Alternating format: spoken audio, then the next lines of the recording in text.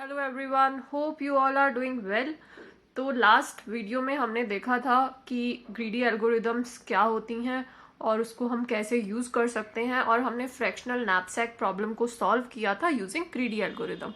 तो इस वीडियो में हम देखेंगे हफमैन कोडिंग। आपने विंडोज में देखा होगा कि हम फाइल कंप्रेशन यूज करते हैं, जैसे कि जिप फाइल। तो कभी आपने सोचा है कि वो किस तरह से जो वो साइज है फाइल का उसको रिड्यूस कर देता है? तो उसके पीछे हफमैन कोडिंग ही लगी होती है। तो हम यहाँ पे देखेंगे कि कैसे हफमैन कोडिंग के थ्रू हम साइज को रिड्यूस कर देते हैं। तो अब हम देखते हैं कैसे हम हफमैन कोडिंग को यूज करते हैं। तो मान लो आपके पास में एक फाइल है जिसमें 4 कैरेक्टर्स वो यूज करेगी। उस फाइल को लिखने में ये वाले 4 कैरेक्टर्स यूज हुए हैं। प्रैक्टिकली ये पॉसिबल नहीं है, but for a sake of explanation कि कैसे हफमैन कोडिंग रिड्यूस करेगी साइज को, हम एक छोटा एग्जांपल लेते हैं जिससे आप इजीली समझ सकें। तो मान लो हमारे पास में ये एक फाइल है जिसके अंदर 100 कैरेक्टर्स हैं टोटल। ओके, टोटल 100 कैरेक्टर हैं, और कौन से कैरेक्टर यूज हो रहे हैं? Only ABCD। तो अब अगर हम इन, जैसा कि आपको पता है कि ये बाइनरी फॉर्म में ही स्टोर होते हैं जो भी हमारा कैरेक्टर वैल्यू है या जो भी वैल्यूज है, because computer understands only binary. तो मान लो कि ये इनको रिप्रेजेंट करने के लिए हमने ये वाले यूज करे हैं बाइनरी वैल्यूज 000110 एंड 11। तो टोटल नंबर ऑफ बिट्स कितनी होगी? टोटल नंबर ऑफ बिट्स इस फाइल में, इसका साइज क्या होगा? टोटल 100 कैरेक्टर्स है और हर एक कैरेक्टर है वो 2 बिट्स ले रहा है। टोटल ये 200 बिट्स यूज करेगी।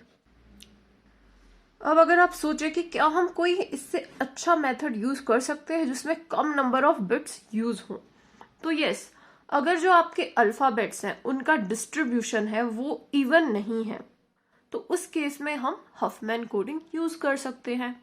मान लीजिए आपके पास ये जो कैरेक्टर्स थे A, B, C और D। A जो है वो फाइल में 50 बार है, B है वो 40 टाइम्स यूज हुआ है, C 5 टाइम्स और D भी 5 टाइम्स। तो यहाँ पे ये क्या है? काउंट।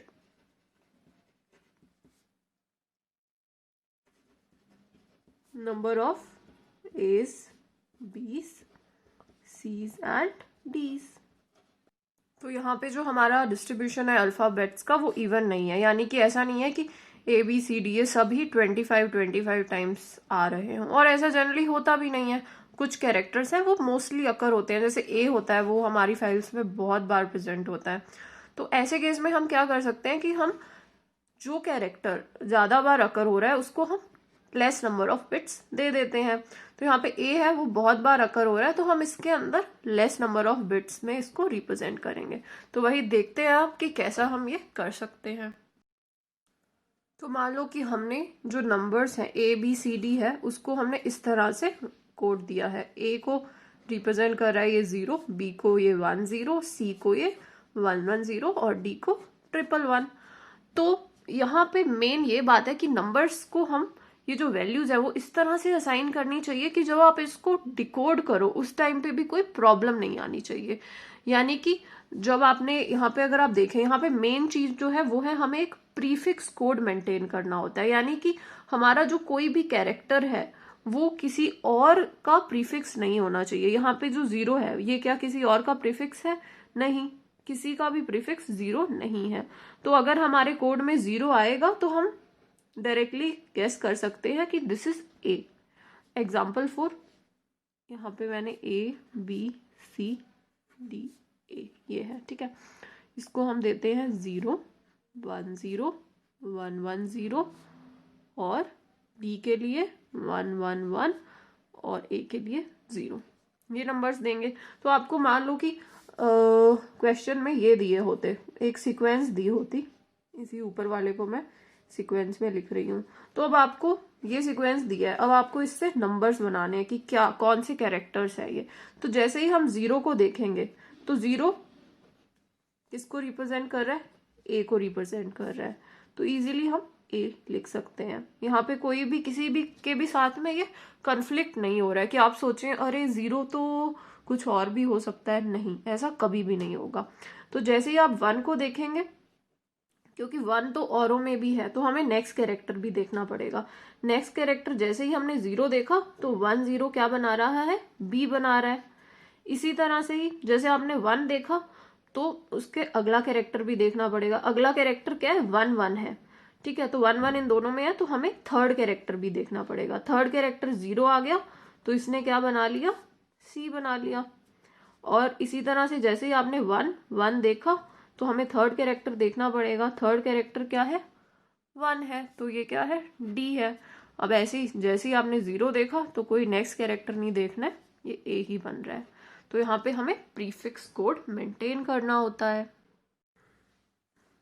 तो यहाँ पे ये वाली बात ध्यान रखने वाली है कि हमें एक प्रीफिक्स कोड मेंटेन करना है, यानी कि कोई भी पैटर्न है जो एक कैरेक्टर के यूज हो रहा है एक कैरेक्टर के लिए, वो वाला पैटर्न किसी भी दूसरे कैरेक्टर का प्रीफिक्स नहीं होना चाहिए। और हमने ये देख ही लिया है, यहाँ पे 0 है वो किसी और का प्रीफिक्स नहीं है, 1 0 है ये भी किसी और का प्रीफिक्स नहीं है, 1 1 0 भी किसी और का प्रीफिक्स नहीं है। तो इजीली हम इसको एनकोड कर सकते हैं और डिकोड कर सकते हैं। अब देखते हैं कि हमने इसको इस तरह से नंबर्स दिए हैं, इससे क्या फायदा हो रहा है। तो अब देखते हैं इसका बेनिफिट क्या है। जैसा कि आप देख सकते हैं, ए के लिए हम 1 बिट यूज कर रहे हैं, बी के लिए 2, सी के लिए 3 और डी के लिए भी 3। तो अब देखते हैं कि टोटल नंबर ऑफ बिट्स कितनी यूज हुई। टोटल हमारे पास 100 कैरेक्टर्स थे और हमारा डिफरेंट डिस्ट्रीब्यूशन हमें बताया गया था कि ए है वो 50 टाइम्स है और उसके लिए हमें 1 बिट यूज हुआ। और बी हमें बताया हुआ है कि 40 बार यूज हुआ है इस फाइल में, इसके लिए हमने 2 बिट यूज करी हैं। और सी है वो सिर्फ 5 बार यूज हुआ है तो उसके लिए 3 बिट। और इसी तरह से जो डी है वो भी 5 बार यूज हुआ है, उसके लिए भी 3 बिट्स। तो हमारे पास टोटल कितना हो गया, ये 160 बिट्स। और अगर हम यूनिफॉर्म कोडिंग यूज करते तो हमारे जो 100 कैरेक्टर्स थे, जैसा कि हमने पीछे देखा था, और हर कैरेक्टर 2 बिट्स यूज कर रहा था, तो हमारी 200 बिट्स आ रही थी in case of uniform encoding. इसी तरह से बड़ी फाइल होगी तो बहुत सारे बिट्स हमारे सेव हो जाएंगे। तो यही हमारा बेनिफिट है इस तरह से एनकोडिंग करने का। अब हम एक एग्जांपल देखते हैं, और what is the sequence, what is the technique for this. तो अब हम देखते हैं कि कैसे हम क्रिएट करेंगे हफमैन कोड्स। तो हम सबसे पहले एक हफमैन ट्री बनाएंगे, जो हमें इनपुट कैरेक्टर्स दिए हुए हैं उसके लिए हम स्टेप्स देखेंगे कि हम उसको कैसे बनाते हैं, और फिर हम उस ट्री को ट्रावर्स करेंगे और असाइन कर देंगे कोड्स। तो लेट्स बिगिन। सबसे पहले हमें क्या करना है, पहला स्टेप है हमें 2 जो सबसे कम फ्रीक्वेंसी वाले कैरेक्टर्स हैं उनको पिक करना है और एक ट्री बनाना है। ठीक, सबसे पहले हम 2 लीस्ट फ्रीक्वेंसी के कैरेक्टर लेंगे और ट्री बनाएंगे। कैसे, तो हमें वही क्वेश्चन दिया हुआ है जो एग्जांपल है, उसमें हमें बोला गया है कि जो तुम्हारे पास नंबर ऑफ कैरेक्टर्स है वो 4 है और उनकी फ्रीक्वेंसी कुछ इस तरह से है। ए है वो 50 टाइम्स आता है, बी है वो 40 टाइम्स, वही जो हमने पीछे लिया था, डी है वो भी 5 बार। अब हमें सबसे कम फ्रीक्वेंसी के 2 कैरेक्टर्स को पिक कर लेना है, वो क्या है, सी और डी। इनकी सबसे कम फ्रीक्वेंसी है। 2 हमें लीव्स बनानी है, एक रिप्रेजेंट कर रहा है सी को और एक रिप्रेजेंट कर रहा है डी को, और दोनों की फ्रीक्वेंसी लिखेंगे। और इन दोनों की फ्रीक्वेंसी का जो सम होगा वो इसका रूट बन जाएगा, इन दोनों का पेरेंट बन जाएगा। और अब हम इन दोनों की जो फ्रीक्वेंसी है, इनका जो सम है उसको यहाँ लिख देंगे और इसी हिसाब से वापस हम सॉर्ट करेंगे। अब ये 3 नोड्स हैं हमारे पास, 50, 40 और 10। तो यहाँ पे सबसे कम फ्रीक्वेंसी किसकी है, 10 की है और 40 की है। तो अब इन दोनों को यूज करके हम एक और नोड ऐड करते हैं। 10 बिकॉज ऑलरेडी है तो हमें बस इस 40 को ट्री के अंदर ऐड करना है। तो देखते हैं कैसे करेंगे। तो इसी को मैं वापस लिख रही हूँ और अब हमें एक और नोड ऐड करनी है। तो हम यहाँ पे ना एक हमें सीक्वेंस फॉलो करना होता है। अब अगर आप ऐसा रख रहे हैं कि जो छोटे वाला नोड है जिसकी फ्रीक्वेंसी कम है वो इधर वाली साइड पे है, लेफ्ट साइड पे, और राइट साइड पे हम रखेंगे जिसकी फ्रीक्वेंसी ज़्यादा है। तो हम ये वाला ही सीक्वेंस पूरे एग्जाम्पल में फॉलो करेंगे। तो ये जो b है जिसकी फ्रीक्वेंसी कितनी है 40 है, उसको हम इधर रखेंगे। अब इन दोनों का सम कर देंगे, वो उसका रूट बन जाएगा। वापस से अब हम देखें, अब हमारा न्यू क्या आ गया, हमारे पास में एक ए है जिसकी 50 है फ्रीक्वेंसी, और ये जो बी सी और डी है ये तीनों अब मिल चुके हैं, बी सी एंड डी, और इनका कितना हो गया है टोटल सम 10 एंड 40, इसका भी 50 हो गया है। तो अब यहाँ पे तो दोनों का इक्वल ही है वैसे फ्रीक्वेंसी, तो हम ए को लेफ्ट भी रख सकते हैं, राइट भी रख सकते हैं, बट हम जो न्यू नोड है ना उसको राइट पे ही रखते हैं। तो देखते हैं क्या बनता है अब हमारा tree. So now our tree will be like this. Same वही कॉपी कर देती हूँ पहले। सो यहाँ पे हम अब जो न्यू नोड है उसको ऐड करेंगे विच इज ए। तो यहाँ पर हम ए को ऐड करा और इन दोनों की फ्रीक्वेंसीज का सम जो हो गया है 100, और लास्ट में आपका जो रूट नोड होगा उसमें कितनी वैल्यू आनी चाहिए, जो इनका सम है उससे आपको पता लग जाएगा कि या दिस इज करेक्ट। हमारे पास टोटल जितने नंबर ऑफ कैरेक्टर्स थे वो यहाँ पे आना चाहिए, टोटल हमारे पास 100 ही थे कैरेक्टर्स। तो इस तरह से हमारा फर्स्ट स्टेप तो हो गया, हमने बिल्ड कर दिया एक हफमैन ट्री। अब हमें इससे कोड बनाने हैं। तो कोड के लिए भी एक रूल होता है कि आप इनको 0101 की सीक्वेंस में कोड देते जाओगे। जैसे जैसे आप लीफ की तरफ बढ़ोगे, हम यहाँ से शुरू करेंगे, इसको हमने लेफ्ट वाले को 0 दे दिया और राइट वाले को 1। तो अगर आपने ये वाला सीक्वेंस फॉलो किया है तो आपको पूरे इसमें वही सीक्वेंस फॉलो करना होगा, लेफ्ट वाले को 0 राइट वाले को 1, लेफ्ट वाले को 0 राइट वाले को 1। इसमें आप ये भी कर सकते थे कि लेफ्ट वाले को 1 राइट वाले को 0, तो हमें पूरे में वही सीक्वेंस फॉलो करना होगा, अदरवाइज हमें ये एनकोडिंग डिकोडिंग में दिक्कत देगा। तो बस हमने इनको कोड्स दे दिए हैं, अब हम रूट से स्टार्ट करके लीफ तक पहुंचेंगे और इनके कोड्स लिख लेंगे। तो सबसे पहले ए को क्या मिला रूट से इसकी लीफ तक 1, बी को क्या मिला रूट से इसकी लीफ तक 0 और 1, सी को क्या मिला 0 0 1, और डी को क्या मिला 0 0, सॉरी सी को क्या मिला 0 0 0, और डी को क्या मिला 0 0 1। तो यहाँ पे इनको हमारे ये कोड मिल गए हैं। अगर हम 1 0 लेते, यहाँ पे 1 और यहाँ पे 0, तो हमें कुछ अलग कोड मिलता, जैसा हमने लास्ट पीछे देखा था, तो हमें वो वाले कोड्स मिलते। तो हम इस ट्री को एनकोडिंग और डिकोडिंग दोनों में यूज कर सकते हैं।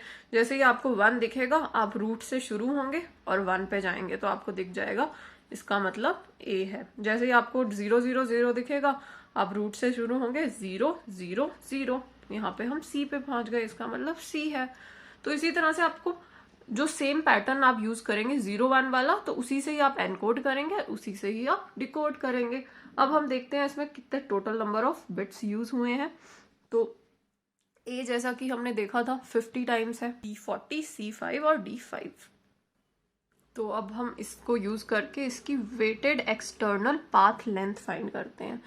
जो हमारा टोटल जितना भी हमारी नंबर ऑफ बिट्स यूज हुई हैं उसको हम क्या बोलते हैं, वेटेड एक्सटर्नल पाथ लेंथ। तो आपसे क्वेश्चंस में ऐसा भी इंटरव्यू में पूछ सकते हैं कि हफमैन कोडिंग को यूज करके आप इन कैरेक्टर्स में बताइए कि कितनी उनकी वेटेड एक्सटर्नल पाथ लेंथ है। तो हम देखते हैं ए जो था हमारा वो 50 टाइम्स था, उसके लिए हमने 1 बिट को यूज करा है। बी था वो हमारा 40 टाइम्स था, उसके लिए 2 बिट्स यूज हुई हैं। इसी तरह से सी और डी। तो हमारी ये टोटल कितनी आ गई 160। और आपसे ये भी पूछ सकते हैं कि आप बताइए कि average number of bits per character कितनी है। तो हमारी average number of bits per char is equals to 160। Bits use हो रही है, नंबर ऑफ कैरेक्टर टोटल है 100, तो 1.6 बिट हम यूज कर रहे हैं एक कैरेक्टर के लिए। Instead of 2 we are only using 1.6। So मान लो आपको एक और क्वेश्चन दिया गया है और उसमें बोला गया है कि ये वाले कैरेक्टर्स हैं जो इतनी इतनी बार अकर हो रहे हैं एक फाइल में, तो आप इसका वेटेड एक्सटर्नल पाथ लेंथ बताओ और इसके हफमैन कोड्स क्या हैं, या प्रीफिक्स कोड्स भी बोलते हैं हफमैन कोड्स को, वो बताने हैं। तो पहले आप इस क्वेश्चन को खुद से करके देखिए, और अगर आपसे नहीं होता है तो मैं अभी सॉल्व कर रही हूँ, आप देख सकते हैं। तो हम सबसे पहले इसको सॉर्ट कर लिया है, ऑलरेडी ये सॉर्टेड ऑर्डर में है। सबसे पहले हम क्या लेंगे, जो मिनिमम फ्रीक्वेंसी वाली नोट्स हैं।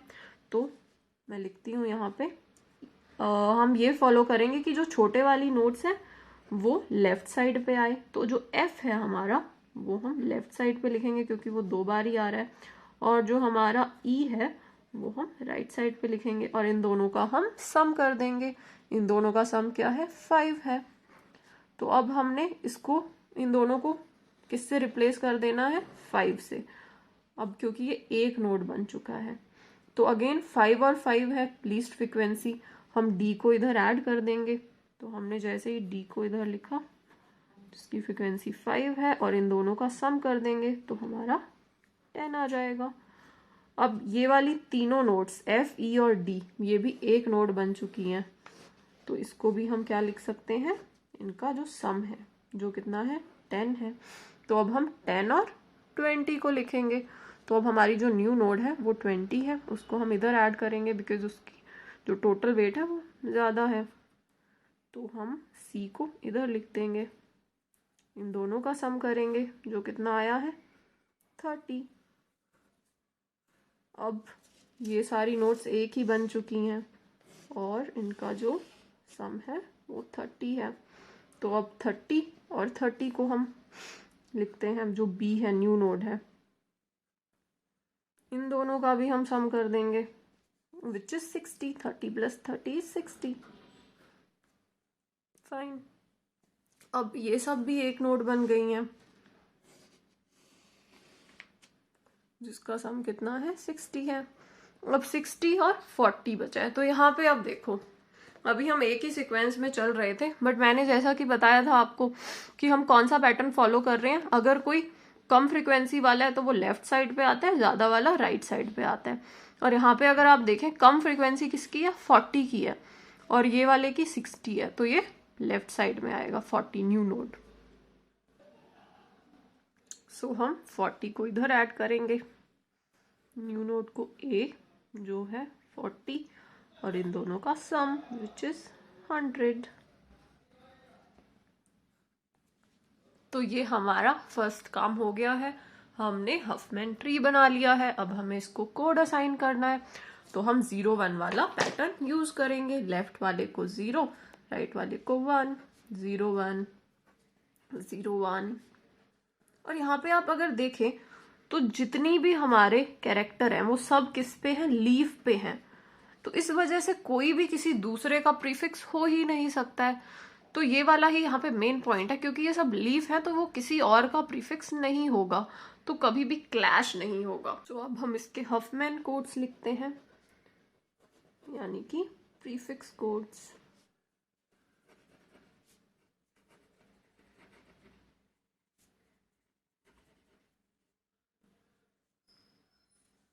which is for A it is 0। यहाँ से रूट से हम लीफ पे गाएंगे, ये A है वो 0 है, और जो हमारा B है which is 1 and 1, और जो हमारा C है 1 0 1, एंड जो D है that is 1 0 0 1। इसी तरह से E है, E is 1 0 0 0 1 0 1। तो इसमें 5 कैरेक्टर टोटल यूज हो गए हैं, और F आएगा विच इज 1 0 0 0, 4 बार 0। तो इसने 1 बिट यूज करी, इसने 2 3 4 5 और 5। तो इसका हम देखते हैं जो वेटेड एक्सटर्नल पाथ लेंथ है वो कितना होगा। Weighted external path length is 40 into 1। B A के लिए, बी के लिए कितनी बार था, बी 30 बार था, और नंबर ऑफ बिट्स 2 यूज हो रही हैं। सी था वो 20 बार था, नंबर ऑफ बिट्स 3 यूज हो रही हैं। डी है वो 5 बार था, नंबर ऑफ बिट्स 4 यूज हो रही हैं। इसी तरह से ही ई 3 बार था, 5 बिट्स यूज कर रहा है, और एट लास्ट एफ 2 बार ही था और 5 बिट्स यूज कर रहा है। तो टोटल इसका आप सम कर लेना। तो इसकी जो एक्सटर्नल पाथ लेंथ है वो आ गई है 205। नेक्स्ट वीडियो में हम देखेंगे कि हफमैन कोडिंग की एल्गोरिदम कैसे लिखते हैं, उसकी टाइम कॉम्प्लेक्सिटी कितनी होगी, और बहुत सारे हम एग्जांपल्स देखेंगे जो मोस्टली आपसे इंटरव्यूज में पूछे जाते हैं या फिर आपके जो गेट या नेट का जो एग्जाम होता है उसमें भी पूछे जाते हैं। तो इस वीडियो में इतना ही। Thank you, thanks a lot for watching my video. और अगर आपको मेरी वीडियोज अच्छी लगती हो तो please subscribe my channel and do like this video.